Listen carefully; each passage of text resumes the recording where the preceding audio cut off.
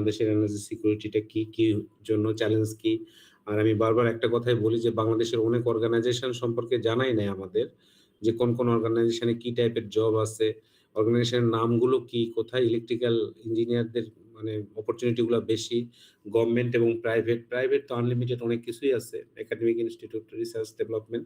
But at least আমি চাইবো যে অন্তত গভর্নমেন্ট কি, কি অর্গানাইজেশন আছে কাজ করে, গভর্নমেন্টের কি, কি চ্যালেঞ্জ সেগুলো বলার চেষ্টা করব। আমার মনে হয় তোমার ভালো লাগবে যদি এই ক্লাসটা বেশি হতো।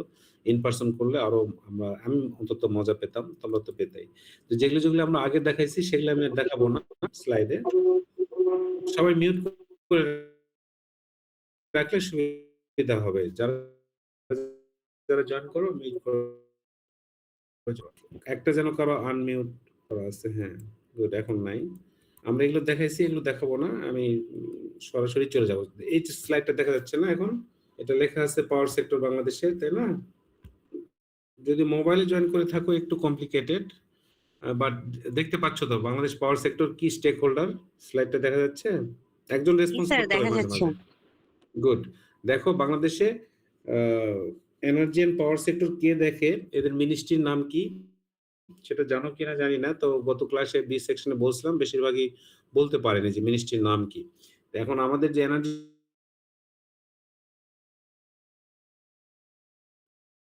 পাওয়ার যে মিনিস্ট্রিটা ডিল করে, গভর্নমেন্টের যে মিনিস্ট্রি বলে সর্বোচ্চ যেটা গভর্নমেন্টের সংস্থা ডিল করে, সেটা হলো power energy ministry, main the body, policy maker বলা যায়, তারাই ডিসিশন নেয়।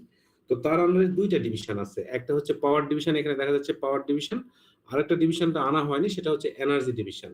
প্রত্যেক ডিভিশনে একটা ফুল ফেজের সেক্রেটারি থাকে, যে হাইয়েস্ট র্যাঙ্কের দ্য গভর্নমেন্ট অফিসিয়াল, সেটা হলো সিনিয়র সেক্রেটারি। তো পাওয়ার ডিভিশনে একটা সিনিয়র সেক্রেটারি বা সেক্রেটারি, আর এনার্জি ডিভিশনে একটা সিনিয়র সেক্রেটারি বা সেক্রেটারি আছে। তো পাওয়ার ডিভিশনটা অল অ্যাবাউট পাওয়ার সেক্টর নিয়ে ডিল করে, আর এনার্জি ডিভিশনটা হচ্ছে এনার্জি, যেটা প্রাইমারি এনার্জি, যে কোল, অয়েল, গ্যাস, মাইনিং, পেট্রোলিয়াম, যে জিনিসগুলো তারা ডিল করে হচ্ছে এনার্জি সেক্টর। তো আমরা যেহেতু electrical engineer, we need to focus both on energy পাওয়ার। এখানে আমরা বেশি ফোকাস দিব পাওয়ার সেক্টরটায়। তো এই মিনিস্ট্রির আন্ডারে পাওয়ার ডিভিশন একটা। তো এই পাওয়ার ডিভিশনের আন্ডারে দেখো পাওয়ার সেল নামে একটা অর্গানাইজেশন আছে, যারা মেইনলি সাপোর্ট করে policy, technical support, coordination, policy লেভেলে তারা মানে স্ট্র্যাটেজিক্যাল ডিসিশন গুলা নাই। এই হচ্ছে পাওয়ার সেল।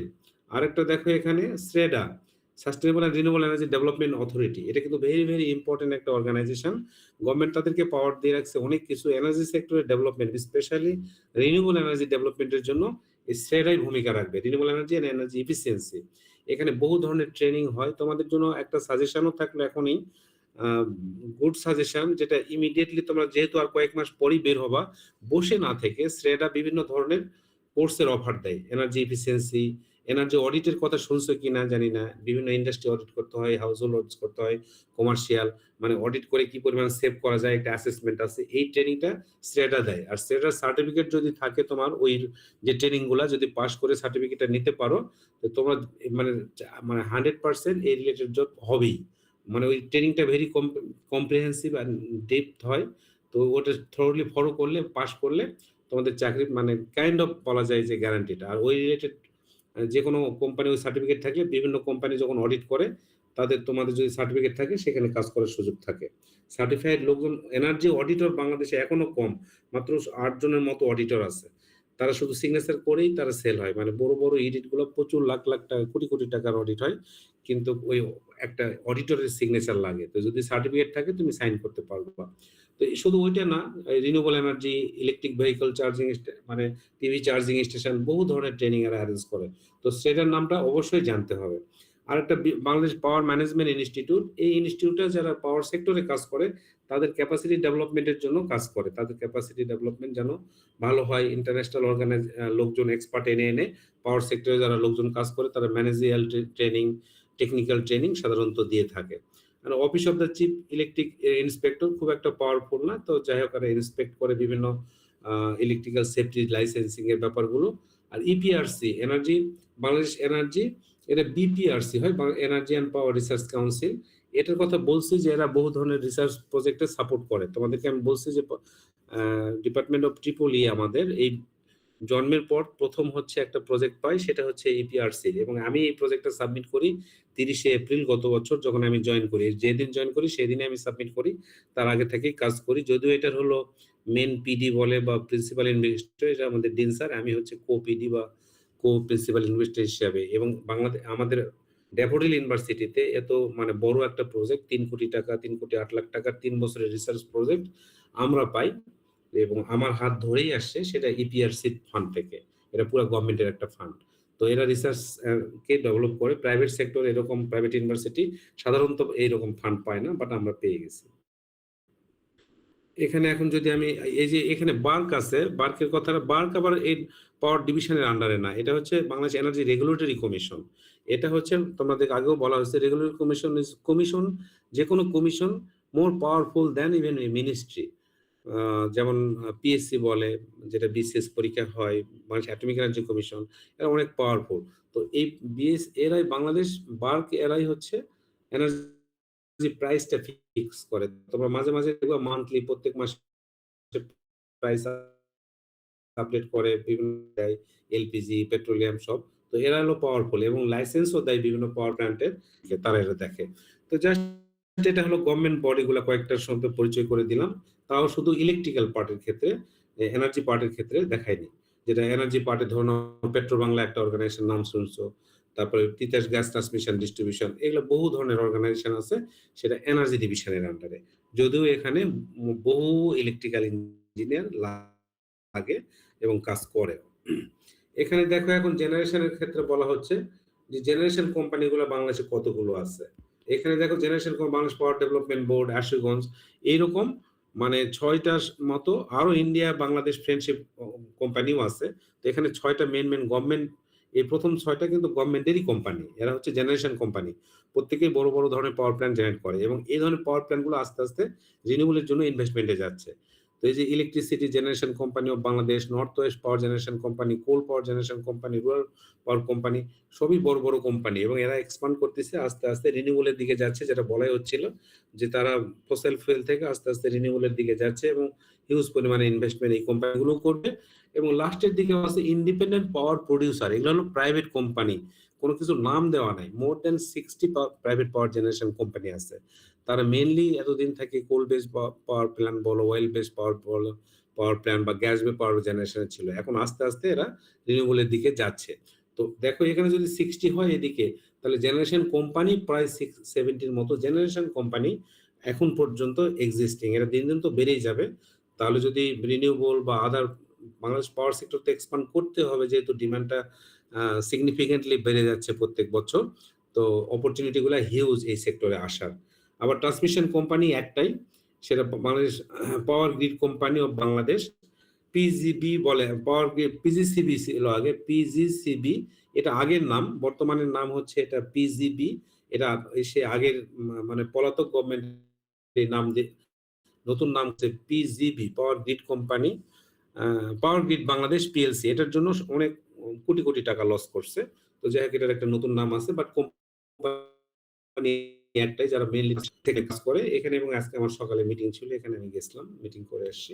আর ডিস্ট্রিবিউশন কোম্পানি এখন পর্যন্ত 6টা ডিস্ট্রিবিউশন কোম্পানি, সবই গভর্নমেন্ট অন, মানে গভর্নমেন্ট কোম্পানি। একটা পাওয়ার ডেভেলপমেন্ট বোর্ড, এর তো বোর্ডই।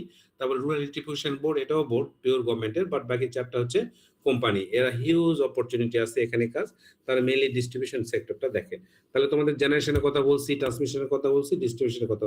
তাহলে দেখো more or less government company কতগুলো আছে যে মানে এই সেক্টরে কাজ করে।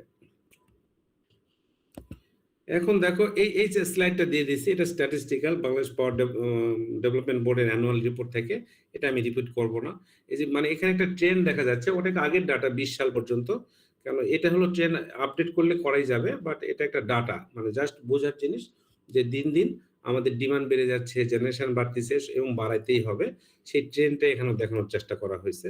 এবার global renewable energy capacity growth, সেটা যে বেড়ে যাচ্ছে, সেটা আমি অন্য স্লাইডে তোমাদেরকে দেখাইছিলাম, এটা দেখছো।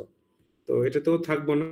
অ্যাটলিস্ট সোলার ক্যাপাসিটি, যদি এটা দেখা যায় যে সোলার পিভি ক্যাপাসিটি অ্যাডিশন, একটা এক্সাম্পল দিচ্ছি চায়না, মানে এটা 18 সাল পর্যন্ত আছে, যদিও আমি এখন আপডেট করলে করতে পারবো, আমার ওই সময় নাই, বাট তোমাদেরকে ট্রেন্ডটা বোঝানোর জন্য যে 8 বছরে কত বেড়ে গেছে। চায়নাতে 1000 হচ্ছে মেগাওয়াটের মতো ছিল 2010 সালে, সেটা 18 সালে 175,000 মেগাওয়াট মানে 175 টেরাওয়াট পর্যন্ত জেনারেশন হচ্ছে শুধু সোলার পিভি থেকে। মানে ট্রেন্ডটা এরকম ভাবে ওয়ার্ল্ড ওয়াইড বেড়ে যাচ্ছে। আরেকটা জিনিস এখানে তোমাকে দেখাতে চাই, একটা জিনিস এখানে আমি দেখতে পাচ্ছ কিনা জানি না, যারা মোবাইল থেকে দেখতেছো খুবই কমপ্লিকেটেড হবে। Falling cost of renewable energy generation, দেখো এখানে 2010 এর কথা বলছে, এখানে 2019 এর কথা বলতেছে। এখানে 0.37 মানে প্রায় 40 টাকার মতো হলো সোলার পিভি জেনারেশন কস্ট ছিল 2010 এ, সেটা এখন 6 টাকা চলে আসছে 2019 এ। এখন যদি 26 এর কথা বলি 26 এ, এটা আরো কম। আমি তোমাদেরকে বলছি 3 টাকা 4 টাকা পর্যন্ত চলে আসছে। ইভেন সৌদি আমিরাটসে একটা পাওয়ার প্ল্যান্টে সেটা কোল বেস পাওয়ার জেনারেশন চেয়েও কম, মানে 3 সেন্টেরও কম হয়েছে রিনিউয়েবল বেস পাওয়ার জেনারেশন মানে সোলার পিভি থেকে। তো একটা মেইন জিনিসই দেখা যাচ্ছে যে এই স্লাইডটাতে লাস্ট নিচের ফিগারটাতে বলতেছে কি যে দেখো প্রথমে এই যে এটা দেখা হাইড করে দেই, যে 10 থেকে 2010 থেকে 2015 এ 64% প্রাইস মানে ডিক্রিজ করছে, আবার 15 থেকে 18 এই 3 বছরে আরো 36% ডিক্রিজ করতেছে। মানে এই যে এনার্জি ফর মানে কস্টিংটা হোম রিনিউয়েবল এনার্জি সিগনিফিকেন্টলি ফল করতেছে। ভেরি গুড, মানে একটা সাইন যে আমাদের ফিউচার রিনিউয়েবল এনার্জি ডেভেলপমেন্টের prospect. At the same time আমি বলছিলাম যে এফিসিয়েন্সিও বেড়ে যাচ্ছে এই সেক্টর পাওয়ার প্ল্যান্টের, আর উল্টা দিকে হচ্ছে কস্টটাও সিগনিফিকেন্টলি কমে যাচ্ছে। এখন যাই অন্যদিকে, এগুলো দেখাবো না, এগুলো দেখানো হয়ে গেছে, এগুলো বলবো না। যেটা মেন জিনিসগুলো, যেটা মেন স্লাইডগুলোর জন্য আমি তোমাদেরকে এই প্রেজেন্টেশনটার ব্যবস্থা করছি বা করার জন্য, যে কি issues to consider for Bangladesh energy sector. For Bangladesh energy sector development বলতে পারো, বা মানে এই স্লাইডটা ভেরি 3-4টা স্লাইড এখন দেখাবো, ভেরি ইম্পর্টেন্ট, মানে খুবই মনে রাখতে হবে, জানতে হবে। এই যে টিক চিহ্নগুলো দেওয়া আছে, এটা আমার আন্ডারস্ট্যান্ডিং, আমার রিসার্চ থেকে, আমার অভিজ্ঞতা থেকে এখানে নেওয়া আছে। এখানে আরো কিছু পয়েন্ট অ্যাড করা যেতে পারে, এটা নো ডাউট। তোমরা যদি আরো কোনো স্টাডি করো, আরো রিভিউ করো, তোমরা অ্যাড করতে পারো। বাট মেন পয়েন্টগুলো হচ্ছে যে বাংলাদেশ পাওয়ার সেক্টর ডেভেলপমেন্টের জন্য কি কি জিনিস কনসিডার করতে হবে। নাম্বার ওয়ানই হচ্ছে ইমপ্রুভ এনার্জি সিকিউরিটি, এটা আমাদের মাস্ট মনে রাখতে হবে। নাম্বার ওয়ান, এটা কেন করতে হবে, যে আমাদের লিমিটেড ন্যাচারাল গ্যাস আছে, আর আমরা dependence on ডেন্সি on imported fuel, মানে আমরা ইম্পোর্ট ফুয়েলের উপর ডিপেন্ড করতেছি, এবং ন্যাচারাল গ্যাস আমাদের দিন দিন কমে যাচ্ছে, যা আছে লিমিটেড এবং মাল্টিপারপাস ইউজ হচ্ছে, যেটা খুবই অ্যালার্মিং। তো এটা আমাদেরকে মাথায় রেখে কাজ করতে হবে, যে আমাদের ডিমান্ড বেড়ে যাচ্ছে, অথচ রিসোর্স যেটা আমাদের প্রাইমারি রিসোর্স সেটা দিন দিন সিগনিফিকেন্টলি কমে যাচ্ছে। Number one. নাম্বার টু হচ্ছে এই জিনিসগুলো মনে রাখতে হবে, মানে কথাটা বলতে চাচ্ছি যে কি কি জিনিস তোমাকে মাথায় রেখে পাওয়ার সেক্টর ডেভেলপমেন্টের প্রোগ্রামটা করতে হবে। 2 নাম্বার বলছে minimize dependency on mainly fossil fuel for power generation, মানে ফসিল ফুয়েল থেকে যেটা পাওয়ার জেনারেশন আমরা করতেছি সেই ডিপেন্ডেন্সি যেন না থাকে, আমরা আস্তে আস্তে এখান থেকে যেন বের হতে পারি, এটা মাথায় রাখতে হবে। এটা রিনিউয়েবল এনার্জি জেনারেশন টার্গেট, যদিও 40% জেনারেশন বাই 2041 ছিল, লেটেস্ট পাওয়ার এখন যেটা আসছে এটা আমি আপডেট করিনি, যেটা তোমাদের বলছিলাম যে 30% বাই 2040 এটা আসছে। অ্যাটলিস্ট আমরা যেন করতে পারি 30% বাই 2040, এটা মাথায় রাখতে হবে। এটা একটা গভর্নমেন্টের অ্যাপ্রুভ পলিসি, এই পলিসিকে যেন আমরা টার্গেটটাকে মিট করতে পারি, এটা মাথায় রাখতে হবে। এটা তোমরা যারা ইন পার্সন ক্লাস হয়েছিল এটা আমি এক্সপ্লেন করছিলাম। এরকম পলিসি 2008-এও হয়েছিল যে 5% রিনিউয়েবল বেস জেনারেশন বাই 2015, আর হচ্ছে 10% বাই 2020। আনফরচুনেটলি প্রিভিয়াস গভর্নমেন্ট এবং আমাদের পলিসি মেকাররা এতই এক্সপার্ট, তারা ফলস স্টেটমেন্ট দিয়ে দেখাচ্ছে যে আমাদের টার্গেট পূরণ হয়েছে। মানে কি, আমাদের রিনিউয়েবল এনার্জি জেনারেশন নাই, শুধু কাপ্তাইকে দেখাচ্ছে আমাদের রিনিউয়েবল কন্ট্রিবিউশন, মানে গভর্নমেন্ট মানে মানুষকে খুশি করার জন্য, মানে পুরোটা ফেক। এবং দেখা যাচ্ছে ইম্পোর্ট করতেছি যে আমরা ইন্ডিয়া থেকে, সেটাও রিনিউয়েবলের মধ্যে ফেলায় দেখাচ্ছে যে হ্যাঁ আমরা টার্গেট পূরণ করতে পারছি। এটা আমি আরো ভালো করে বুঝাবো ইন পার্সন ক্লাসে, কতখানি আমরা স্মার্ট, মানে ফেক মানে মেসেজ তৈরি করার জন্য কত স্মার্ট আমরা। তারপরে এক্স এর জেনারেশন ক্যাপাসিটি, এটা বারবার বলা হয়েছে, এটা খুবই সিরিয়াসলি দেখতে হবে যে জেনারেশন ক্যাপাসিটি কেন বেশি হবে। আমাদের যেটা দরকার সেটাই থাকবে, বা 10% বা 15% রিজার্ভ মার্জিন বা যে রিজার্ভ ক্যাপাসিটি সেটা থাকতে পারে, বাট এত এক্স এর জেনারেশন ক্যাপাসিটি কেন থাকবে, এটা আমাদের গুরুত্ব দিয়ে দেখতে হবে। সেই জন্য প্রজেক্টেড ডিমান্ড, মানে প্রজেক্টেড হাই এনার্জি ডিমান্ড, যা ডিমান্ড প্রজেকশনটা করতেছি, আমি বিভিন্ন ক্লাসেই বলছি যে আমরা যে ডিমান্ড ফোরকাস্ট করি, সামনের বছরে কি হবে, 20 বছর কি হবে, 15 বছর পরে কি হবে, সেই ফোরকাস্টিংটা ভেরি হাই, মানে এটা রিলায়েবল না। তো রিলায়েবল ফোরকাস্টিংটা ভেরি ইম্পর্টেন্ট।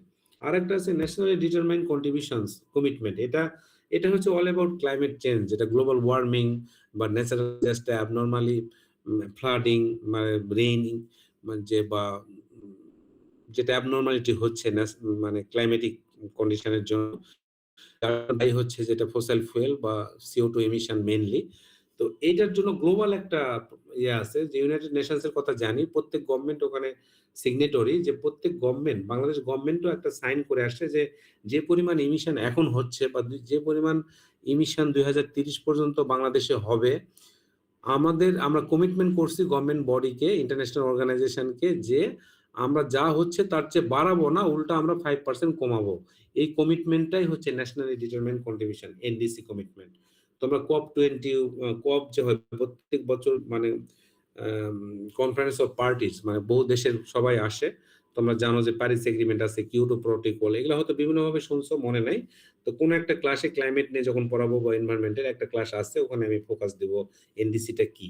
আর একটা ডাইভার্সিফাই ফুয়েল সাপ্লাই মিক্স, মানে সাপ্লাইটা যেন diversify, but already we are diversified, because আমরা এখন শুধু সোললি গ্যাস বেস পাওয়ার জেনারেশন নাই, আমরা এখন কোল, অয়েল, গ্যাস, রিনিউয়েবল সবগুলোতেই চলে গেছে। এবং আরেকটা জিনিস, cross border energy trade, cross border energy ট্রেডটাকেও গুরুত্ব দিতে হবে। ক্রস বর্ডার বলতে আমি বুঝাইছি যে, মানে আমরা দেশের বাইরে থেকেও যেন আমরা আনতে পারি, একটা মার্কেট তৈরি করতে পারি, যেটা রিজিওনাল ট্রেড। আমি যেটা একটা প্রজেক্টে কাজ করি তোমাদেরকে বলছি, সেই প্রজেক্টটাই হচ্ছে ক্রস বর্ডার এনার্জি ট্রেডটা কিভাবে ইনশিওর করা যায়।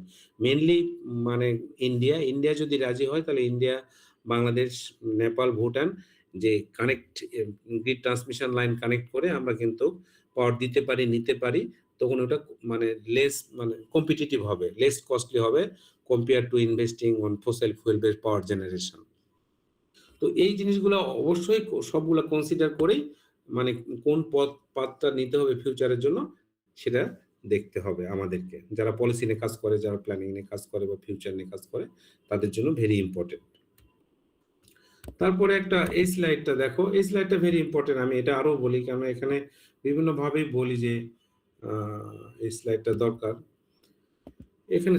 এখানে বলতে চাচ্ছি যে, দেখো renewable energy development challenges Bangladesh, চ্যালেঞ্জগুলো কি কি। রিনিউয়েবল এনার্জি এত আছে, এটা একটা স্টাডি, ইউএসএড এর একটা স্টাডি, এখানে আমারই করা স্টাডিটা। বাট যদিও এটা মানুষের কাছ থেকে ইন্টারভিউ নিয়ে বিভিন্ন সার্ভে করে এটা করা, রিয়েলিটিটা আরো ডিফারেন্ট। বাট মানুষের মুখে মুখে যা হয়েছে, সেই ফাইন্ডিংসটা এখানে প্রেজেন্ট করা হয়েছে। যে প্রথমে বলা হচ্ছে পলিসি অ্যান্ড গভর্নমেন্ট কমিটমেন্ট। আমি দেখতে পাচ্ছি এটাই বড় চ্যালেঞ্জ, মানে কমিটমেন্টটাই হলো, গভর্নমেন্ট যদি কমিটমেন্ট করে যে আমি এটা করব, গভর্নমেন্ট পসিবল, এটা করা দরকার। যেমন এক্স গভর্নমেন্ট, যেটা পলাতক গভর্নমেন্ট বলি আমরা, এই গভর্নমেন্ট কিন্তু কমিটমেন্ট করছিল যে আমার পাওয়ার জেনারেশন ক্যাপাসিটি বাড়াবো, কিন্তু তারা করছেও ঠিক, বাট যে ওয়েতে করছে, যেখানে এখানে দুর্নীতি ঢুকে গেছে পরে, এটাতে মানে দেশের বিশাল বিশাল ক্ষতি হয়ে গেছে। যেটা বলা হয় যেমন এই পাওয়ার, যেখানে $20 billion loss for next 20 years, 20 বছরের জন্য। সিমিলারলি রূপপুর পাওয়ার প্রজেক্টেও হিউজ পরিমাণ লস হবেই, মানে এটা ভোগ করতে হবে।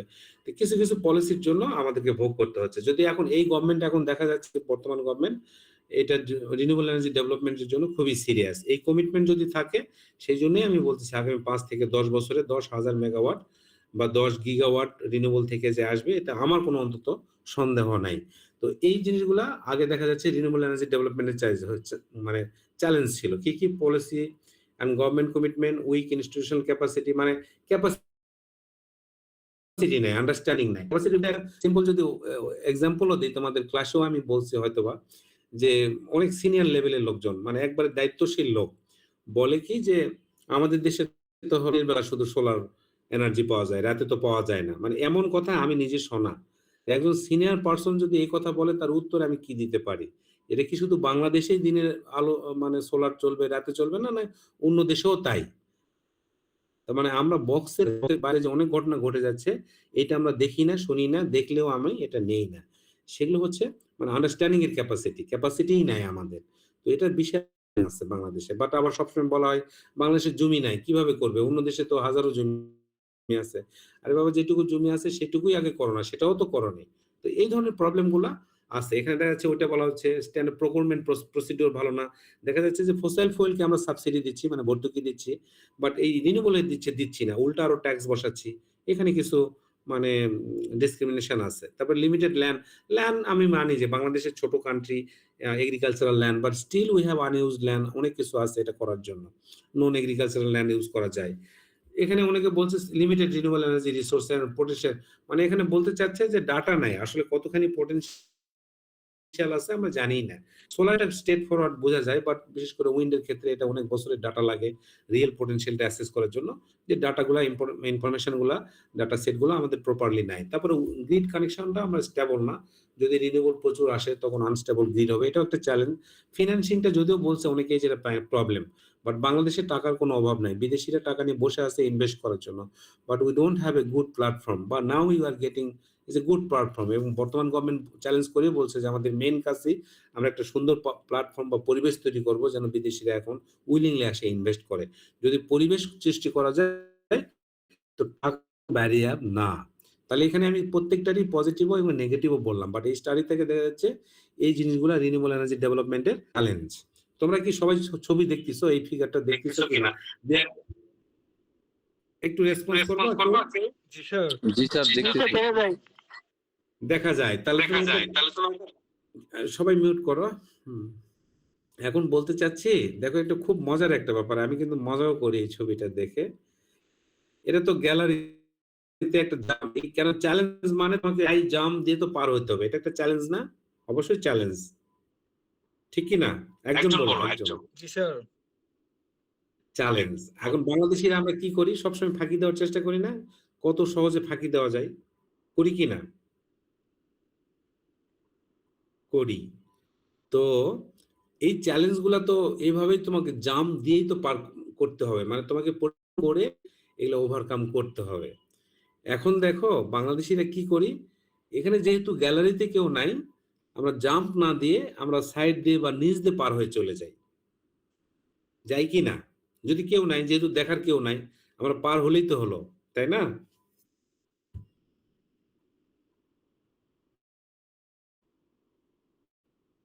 বুঝতে পারি না আমার কথা, কেউ রেসপন্স করবে এই ছবিটা দেখে? কি কেউ আসো না? নাই, একজন আনমিউট করে কথা বলো। জি স্যার, আছি। আচ্ছা ঠিক আছে, এটা মনে করে দাও একদিন ক্লাসে, এটা বের করে আমি যেটা বলতে চাচ্ছিলাম আমি বলবো আরেকবার, ঠিক আছে? যে আমরা কিভাবে ফাঁকি দেওয়ার চেষ্টা করি বাংলাদেশিরা, যেটা রিনিউয়েবল এনার্জি টার্গেট 10% রিনিউয়েবল যেহেতু হয় না, জোড়াতালি দেওয়ার জন্য আমরা কি করছি, ইম্পোর্টেড যেটা এনার্জি সেটাকে রিনিউয়েবলের সাথে কম্পেয়ার করে নিয়ে চলে গেছি, মানে মানুষকে বোঝানোর জন্য, ধোঁকা দেওয়ার জন্য। তো এই ছবিটা আমি পরে বলবো যে আমি কি বলতে চাচ্ছিলাম, যেটা জাম্প না দিয়ে আমরা বাংলাদেশিরা হলে আমরা উপর দিয়ে না যেয়ে নিচ দিয়ে যাইতাম, যেহেতু এখানে গ্যালারিতে কোনো দর্শক নাই। এখানে দেখো drivers for Bangladesh to scale up renewable energy, মানে ড্রাইভার্স বলতে কি পোটেনশিয়াল, মানে কি কি দিক আছে যেগুলো আমাদেরকে হেল্প করবে রিনিউয়েবল এনার্জি প্রমোট করার জন্য। এখানে 1 নাম্বার থেকে 2 নাম্বার 6 নাম্বার পর্যন্ত আছে, যেটা তোমাদের আলটিমেটলি বলা হয়েছে যে সিকিউরিটির ব্যাপারটা যদি তুমি চিন্তা করো ডিপলি, তুমি অবশ্যই রিনিউয়েবলের দিকে যাবা।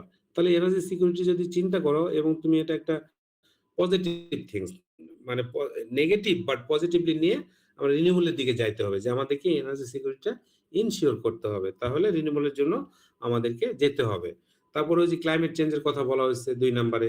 3 নাম্বারের পলিসিটা, এখন আমাদের একটা স্ট্রং পলিসি হয়েছে, এই গভর্নমেন্ট একটা পলিসি অ্যাপ্রুভ করছে যেটা ভেরি গুড পলিসি, এই যে 30% বাই 2040 একটু আগে বলছিলাম, সেটা এটা এই পলিসিতে আছে। তাহলে এই টার্গেটটা যদি থাকে, কমিটমেন্ট থাকে এবং পরিবেশটা থাকে, তাহলেই তো আমাদের একটা পজিটিভ দিক যে আমরা এটাতে ইনভেস্ট করতে পারবো। পোটেনশিয়ালও রিনিউয়েবলের যথেষ্ট আছে, 150 megawatt solar, 30 megawatt wind potential easily করা যাবে, বুঝতে পারছো? তারপর কস্ট অফ রিনিউয়েবল এনার্জি, যেটা একটু আগেই দেখলা যে কস্ট অফ রিনিউয়েবল এনার্জি যেহেতু কমে যাচ্ছে, তাহলে এটাও তো একটা ড্রাইভার, তাই না? তারপর ইন্ডিপেন্ডেন্ট পাওয়ার প্রডিউসার কিন্তু তোমাদেরকে দেখাইলাম, গভর্নমেন্টের সাথে প্রাইভেট কোম্পানিগুলাই হচ্ছে ইন্ডিপেন্ডেন্ট পাওয়ার প্রডিউসার। তো এরা যেহেতু মার্কেটে আছে, যদি প্রাইভেট কোম্পানি এগুলোতে আগায় আসে রিনিউয়েবলের দিকে, তাহলে এই সেক্টর অবশ্যই সাস্টেনেবল হবে, অবশ্যই হবে। প্রাইভেট সেক্টর যদি দেখতে পায় তাদের প্ল্যাটফর্ম করে দেওয়া হয় ইনভেস্ট করার জন্য, তারা ইনভেস্ট করবে এবং তখন মার্কেটটা কম্পিটিটিভ হবে, তখন মার্কেটটা মানে তুমি কম প্রাইসে তুমি পাবা। এভেইলেবল এনার্জি থাকে যেখানে কম পাবা সেখান থেকে নিবা। তখন মার্কেটটা কম্পিটিটিভ হবে এবং এই প্রাইভেট সেক্টর গুলা রেডি হয়ে আছে ইনভেস্ট করার জন্য। তো এই বাজেটেও এবং নতুন গভর্নমেন্ট অনেক কিছু মানে অ্যাডভান্টেজ দিচ্ছে রিনিউয়েবল এনার্জি প্রমোট করার জন্য, স্পেশালি সোলারের ক্ষেত্রে, উইন্ডের ক্ষেত্রে। তো সেজন্য আমি অন্তত হোপফুল যে এটা মানে প্রমোট করবে সিগনিফিকেন্টলি। তাহলে এই তোমরা ৩ টা স্লাইড কিন্তু ভালো করে দেখবা। Drivers for Bangladesh to scale up renewable energy, challenges গুলা কি, কি? তারপরে কি issues to consider power sector development. এগুলা বিভিন্নভাবে আমি কোশ্চেনে দেই, বিভিন্নভাবে তোমরা মানে টোটাল মানে একটা ওভারভিউ দিতে পারবা বাংলাদেশের পাওয়ার সেক্টর বর্তমান অবস্থা কি, কত পার্সেন্ট কোথা থেকে হয়, কি, কি চ্যালেঞ্জ আছে এবং কি, কি অপরচুনিটি আছে। অপরচুনিটি বলতে ড্রাইভার আছে, সেগুলো তোমরা লিখে তাহলে তোমরা বলতে পারবা যে ফিউচারটা কিরকম হতে পারে। এখানে দেখো ইলেকট্রিসিটি ডিমান্ডের কথা বলা হয় প্রজেকশন। এই যে ২ নাম্বারটা এটা আমি আমার কথা বলছিলাম যে একটা পেজে আমি দিছিলাম যে আমার প্রজেকশনটা কিরকম। এটা দেওয়া আছে ৩৫ সাল পর্যন্ত কত। দেখা যাচ্ছে যে 2035 এ 193 টেরাওয়াট আওয়ার হবে ডিমান্ড। তো এখন 2025 তো পার করলাম। আমার প্রজেকশনে দেওয়া যাচ্ছে 107 টেরাওয়াট আওয়ার ডিমান্ড হবে 2025 এ। তো এই ডাটাটা যদি রিয়েল ডাটাটা দেখো তাহলে তুমি বুঝতে পারবা ভ্যারিয়েশনটা কত। যদিও আমি এই কাজটা করছি 2008 সালে। তাহলে 2008 এ আমার কাজ, আমি যা বলে দিছি এত পর্যন্ত হবে। এই প্রজেকশনটাই রিয়েল প্রজেকশন ছিল। কিন্তু গভর্নমেন্টের যে প্রজেকশন গুলো সেটা abnormally হাই। দেখো 35 সালে আমি বলছি 192, এরা বলছে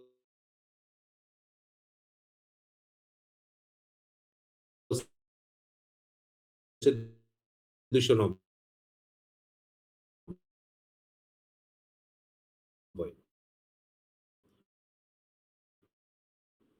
মানে 100 দেখা হয়েছে। এখানে বিভিন্ন ইউনিটের জেনারেশন কস্ট দেওয়া আছে। যদিও ডাটাটা অনেক আগের, তবে তোমাদের ওই যে বাংলাদেশ পাওয়ার ডেভেলপমেন্ট বোর্ডের রিপোর্টটা দেখতে বলি। এগুলা দেখলে এই জিনিসগুলো পাওয়া যাবে। যে হাইড্রো মানে এই যে হেভি ফুয়েল অয়েল থেকে কিরকম ইউনিট কস্ট হয়, ৳১২, ৳৪২ আমরা কাজ করতেছি। আমরা জানি না কবে সফল হব। যদি একটা ক্রস বর্ডার ইলেকট্রিসিটি মার্কেট তৈরি করতে পারি, যে মার্কেট থেকে যেকোনো দেশ কিনবে বা সেল করবে। এখানে বাংলাদেশের ওই যে টাইটেলটাই ছিল বাংলাদেশ এনার্জি ফিউচার। তো যে পাওয়ার সিস্টেম মাস্টার প্ল্যান এটা প্রত্যেক ৫ বছর পর, পর করা হয়। যে দেখো পিএসএমপি 2016, তারপরে হচ্ছে তারপরে রিভাইজ করছিল 18 এ। এখন 2024 এ আরেকটা পিএসএমপি বের হইছে। ওটার নাম হচ্ছে integrated energy and power master plan. এটা প্রত্যেক বছর বাংলাদেশ গভর্নমেন্ট ৫ বছর পর, পর করে। ফিউচারটা মানে আগামী ৩০ বছরের ফিউচারটা কিরকম হবে। তো এখানে দেখা যাচ্ছে যে তুমি যদি এখন দেখো 2041 সালে ওরা প্ল্যান করছে একটা সিনারিওতে, এই সিনারিওটা বেশি অ্যাপ্রোপ্রিয়েট, যেটা এই যে S3 35% গ্যাস থেকে 30% থেকে মানে 5% কোল থেকে এরকম ধরে করছে। বাট এটা কিন্তু কোনো সিনারিও না। এটা আমার পছন্দ না। বাট এটাই গভর্নমেন্টের ডকুমেন্ট। এটা এখন কিছু করার নাই। এইজন্য তোমাদেরকে প্রেজেন্ট করতে হচ্ছে। বাট এটাতেই আমাদের ল্যাকিং যে আমরা ভালো করে প্ল্যান করতে পারি না। কোনটা নিতে হবে, কোনটা নিতে হবে না, কি পরিমাণ নিতে হবে সেটা আমরা প্ল্যান করতে পারি না। আমাদের মডেলিং এর বা ক্যাপাসিটি নাই বা ক্যাপাসিটি নাই ফিউচার প্ল্যানিং এর জন্য। তো যাই হোক, তারপরে fuel mix and generation capacity in the ফিউচারে দেখা যাচ্ছে 2041 সালে হবে কিরকম, যে ৫৭,০০০ মেগাওয়াট আমাদের পাওয়ার প্ল্যান্ট লাগবে। সেখান থেকে ওরা ধরে নিয়েছে ৩৫% কোল থেকে, ৩৫% গ্যাস থেকে, আর ইম্পোর্ট করবে ১৬%, হাইড্রো থেকে ১%, নিউক্লিয়ার থেকে ১২%, লিকুইড ফুয়েল থেকে 1%। বেসিক্যালি দেখো এখানে রিনিউয়েবলের অস্তিত্বই নাই। সেটা হচ্ছে পিএসএমপি যেটা করা হয়েছে আগে, যেটা আমি বলি ভোগাস, সেটা এটা। অথচ রিনিউয়েবল এনার্জি পোটেনশিয়াল সিগনিফিকেন্ট। এখানে আগামী ১০ বছরে মানে 15% কেন 20% রিনিউয়েবল থেকে আসবে। তো যেটা অফিসিয়াল ডকুমেন্ট এখন স্টিল এটাই ফোকাস করতেছে। সেজন্য তোমাদেরকে এটাই দেখালাম। বাট এটা চেঞ্জটা মানে আসবে। এটা আমার একটা রিসার্চ পেপার, মানে পেপার বলতে পিএইচডিরই একটা স্লাইড, যে দেখা যাচ্ছে আমি তখন যখন ২০০৮ বা ৯ যখন এই কাজটা করি, 2010 এ ফাইনাল করি, তখন আমি দেখাচ্ছিলাম যদি মাঝখানেরটা দেখো রিনিউয়েবল এনার্জি টার্গেট সিনারিও যদি করি, তো 2030-35 এ এই পরিমাণ মানে সোলার উইন্ড করা দরকার ছিল, যেটা আমরা করতে পারিনি। এখন ওটার দিকে আগাচ্ছে আল্টিমেটলি। যদি আমরা কোল ইম্পোর্ট না করি তখন দেখা যাচ্ছে সোলারের পরিমাণ আরো বেড়ে যাবে, উইন্ডের পরিমাণও আরো বেড়ে যাবে।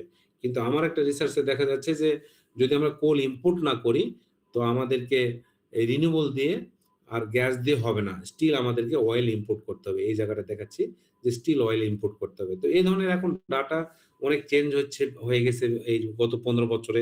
লেটেস্ট ডাটা নিয়ে যদি আমরা এনালাইসিস করি, তাহলে আরো পিওর এনালাইসিস করতে পারবো যে 2030-এ, 35-এ বা 50-এ কোন পাওয়ার প্ল্যান্ট কি পরিমাণে ইনভেস্ট করলে ইকোনমিক্যালি ভালো হবে এবং আমাদের এনার্জি সিকিউরিটিটাও যেন মেইনটেইন করতে পারি বা সাস্টেইনেবল ডেভেলপমেন্টটা যেন হয়, সেটা ইনশিওর করতে পারবো।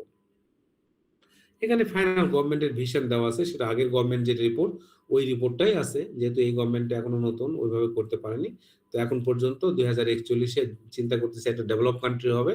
এটা কি স্বপ্ন সেটা জানি না। আমরাও চাই হোক, বাট এটা প্রবাবিলিটি নাই। আমার জানা মতে জেনারেশন ক্যাপাসিটি বলছে 60,000 মেগাওয়াট হবে, ট্রান্সমিশন লাইন কত হবে সেগুলো বলা হচ্ছে। তো এটা আল্টিমেটলি এনার্জি ফিউচার। তো এখানে আমি স্টপ করব। তো আমি তোমাদেরকে বলার সুযোগ কম দিলাম যেহেতু এটা অনলাইনে, ওইভাবে বলা যাবে না। বাট কিছু যারা শুনছো তারা মানে কিছুটা বুঝলে কিনা যদি কেউ রেসপন্স করো তাহলে ভালো। আমার লেকচার বেসিক্যালি শেষ।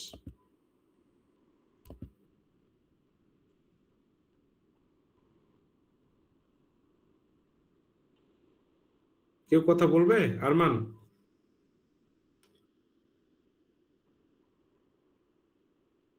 কি ব্যাপার? আমাকে শোনা যাচ্ছে না নাকি? হ্যাঁ, আরমান বলো। শোনা যাচ্ছে। স্যার মানে ওই যে সবাই চ্যাট বক্স আইডি দিলে আমি পরে রেখে দেব। সবাই চ্যাট বক্স আইডি দিয়ে দাও। হ্যাঁ, আমার লেকচার শেষ। তোমরা যে যা শুনছো, সমস্যা নাই। আর তোমাদের ক্লাস টেস্টে কিন্তু এখান থেকেও কিছু থাকতে পারে যেটা এনার্জি সিকিউরিটিতে। তোমরা চ্যাট বক্সে এই যে মেসেঞ্জারে যেটা এখানে যে আইডিটা দিয়ে